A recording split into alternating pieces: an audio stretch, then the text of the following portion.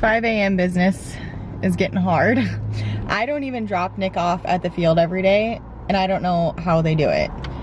A lot of people don't realize that this is every day. It doesn't matter if he plays in a big league game or it's a camp day, or if he's playing with the minor leaguers. It's every single day he has to be at the field at 6 a.m. So when Nick gets to the field, he has no idea what he's doing that day until he sees the schedule. So every day is usually a little different, and I don't know what's happening until he sends me the schedule, which usually happens right away after I drop him off at the field. So I usually try to plan my day around whatever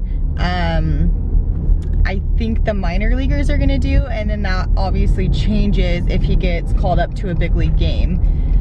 It changes because I have Scout and she can come with me to the minor league fields, but not any of the big league stadiums.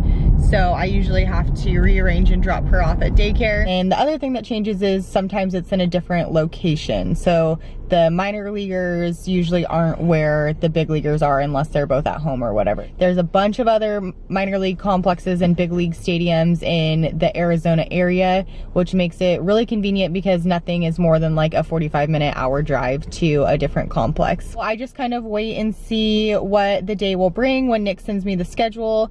It also has everything that he's doing, like working out, meetings, everything like that, so I can see what time of the day would be best to come. Usually I don't go until the game at 1, so every day now they have a game at 1. Before the games at 1, it's usually just stretching, hitting, sometimes working out, sometimes meetings, all that good stuff, and then they have a snack break and they have a lunch break at about 11:45. So once I get the schedule here, I will read it to you guys so you know exactly kind of what he does in a day. If he is called to big league camp, he still does everything on the minor league side. So he still shows up at 6, he still does everything that the minor league guys do, and then he gets released whenever he needs to be at the bus to go to the big league game. So today I'm going to a luncheon with some of the other player wives. So I am dropping Scout off at daycare, which is much earlier than I have done in the past, but it's right over by the field. So I just dropped Nick off and I'm gonna drop Scout off, and then I'm gonna go home and get ready and head out to the luncheon, which is in Scottsdale, Arizona.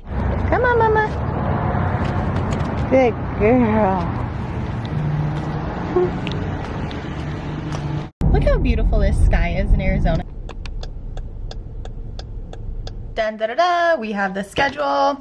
Okay, so when Nick walks in, this is what he sees.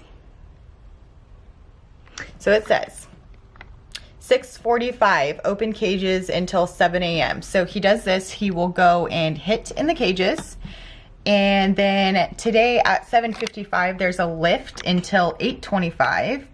At 8:30 there's the academy. Y'all, I can't tell you what that is, sorry. Until 9 a.m. 9:15, there's a team meeting, and that's out on field 6. So they're in the complex until this point, then they will go out onto the minor league practice fields. So he'll be on field 6 for a team meeting at 9:15. 9:20, there's a team stretch. At 9:35, there's defensive development until 10:25. 10:30 offensive development program. 11:35 they break for lunch. That's when they go back into the complex. They have a great cafeteria where they have food for them.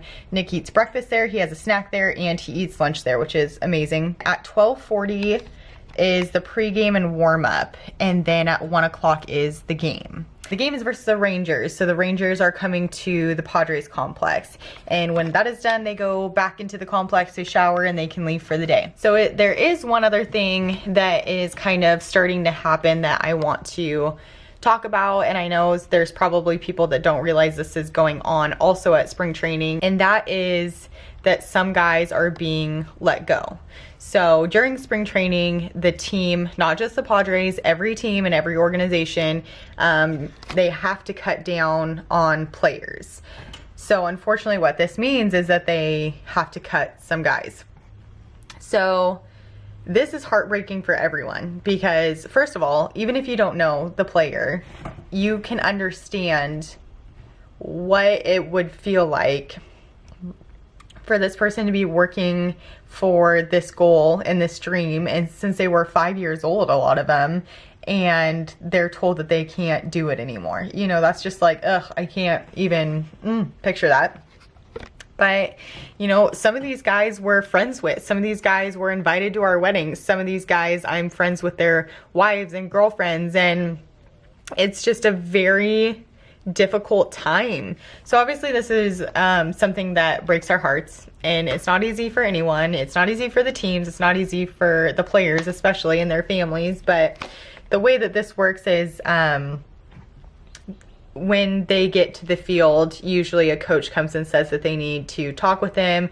The player goes into their office. I don't know exactly what is said, but the gist of it is that they are being released from the team.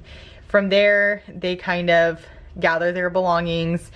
They can say goodbye to players if they want, and then they have to go home, which is like, it's so sad and it's so hard. And, you know, obviously having to tell their family and their friends or whomever.